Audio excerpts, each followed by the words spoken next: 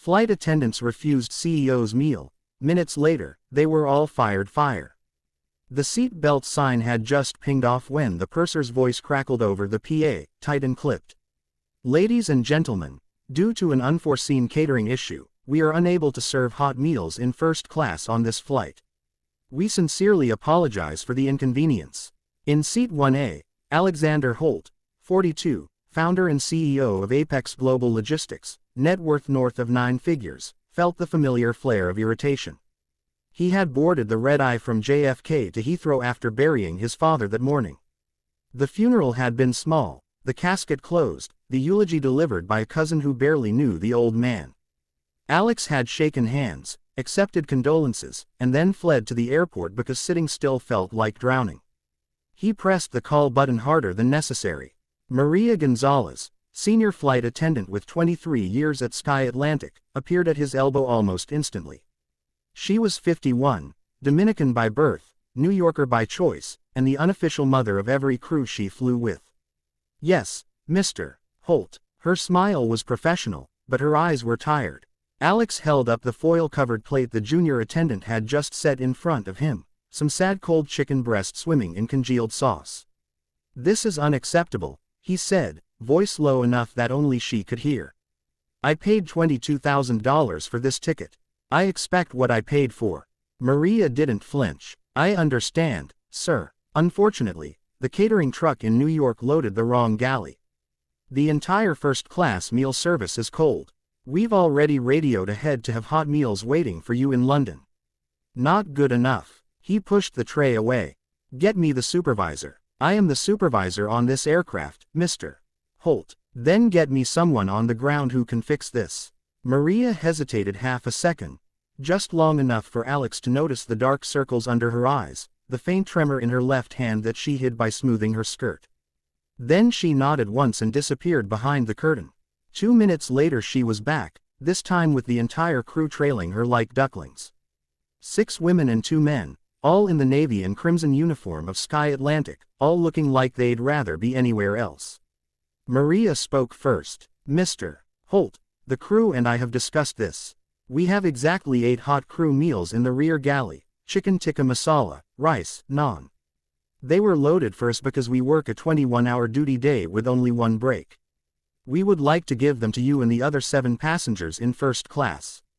Alex blinked. He hadn't expected that. Maria continued, softer now.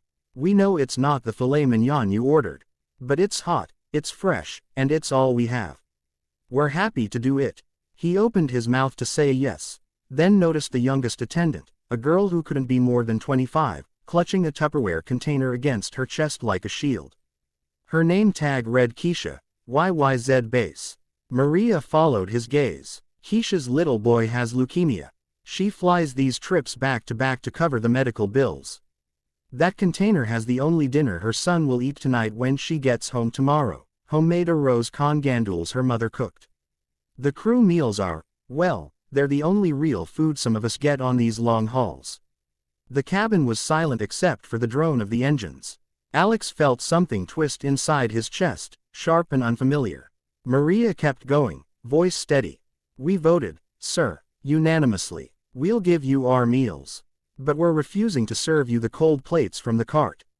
It's not right that you paid for something you're not getting, and it's not right that we pretend this is acceptable. So the meals are yours, if you'll take them." Alex looked from face to face. There was Javier, the gay flight attendant from Miami who sent half his paycheck to his sister in Havana.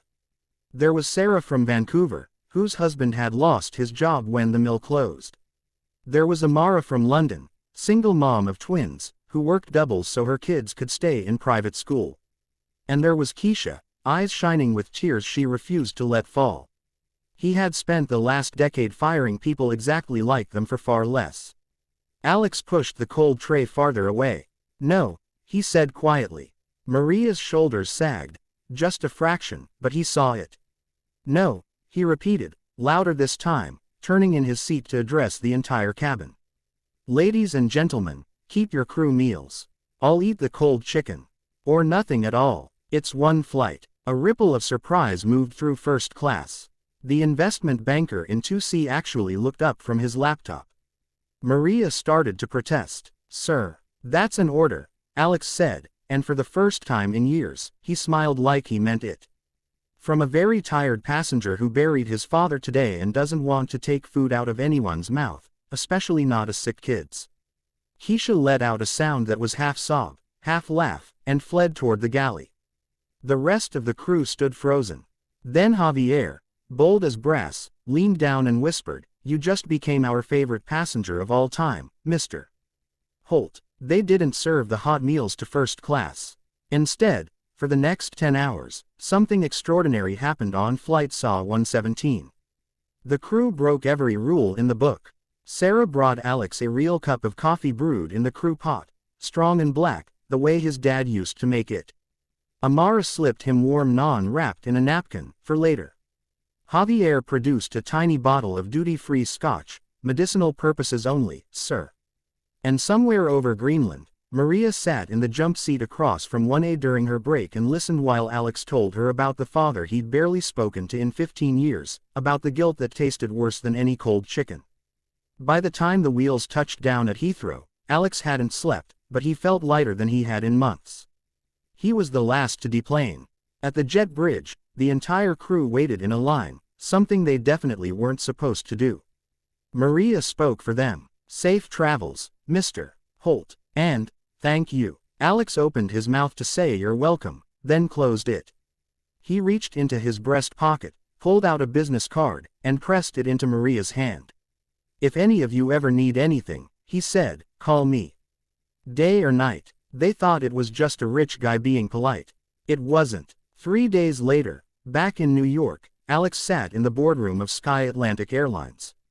He had bought controlling interest the night he landed, using a shell company so no one saw it coming. The previous CEO, an old Harvard classmate who loved cost-cutting more than people, was already gone, escorted out by security before lunch. Now Alex stood at the head of the table and looked at the stunned faces of the executive team. "Effective immediately," he said, "all crew meals will be the same quality as first-class catering.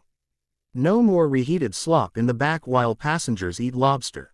And starting next quarter, every employee, flight attendant, ramp agent, gate agent, gets profit sharing. 10% of net, straight to you. No tears. No golden parachutes for us if we don't deliver for you." The room was dead silent. "Oh," he added, almost as an afterthought, "and everyone on Flight SAW 117 from the 14th, crew and passengers, gets lifetime global elite status. Tell them it's from the guy in 1A who ate the cold chicken." He didn't tell them the rest. He didn't tell them about the fund he'd set up for Keisha's son. Fully paid treatment at Memorial Sloan Kettering, plus a trust that would cover college for both her kids. Or the quiet relocation package for Javier's sister in Havana. Or the anonymous scholarship that appeared for Amara's twins. He didn't tell them because he didn't need to. 6 months later, Alex was back on a Sky Atlantic red-eye, this time in coach because he'd given his upgrade to a soldier going home on leave. He wore jeans and a baseball cap pulled low, just another passenger. Maria spotted him anyway. She stopped dead in the aisle, tray of coffees balanced on one hand. "Mr. Holt," she whispered, eyes wide. He grinned. "Evening, Maria. Got any of that crew coffee going spare?" She laughed so hard she nearly dropped the tray. Later, when the cabin lights dimmed and most passengers slept, Maria slipped into the empty seat beside him. "You know," she said softly, "we all thought you were just another entitled suit that night." "I was," Alex admitted. "What changed?" He thought about it for a long moment, staring out at the stars over the Atlantic. 8 people were willing to go hungry so I wouldn't have to," he said finally. "Turned out I wasn't willing to let them." Maria reached over and squeezed his hand. No words. None needed. Somewhere behind them, Keisha was on her way home to a little boy whose latest scans were clean. Sarah's husband had a new job, at twice the pay, running logistics for a company whose owner insisted on hiring laid-off mill workers first. Javier's sister had landed in Miami last week, papers in order, tears in her eyes. And somewhere up in the cockpit, the captain announced they were beginning descent into New York, right on time. Alex closed his eyes and, for the first time in years, slept the whole way home. He never flew first class again.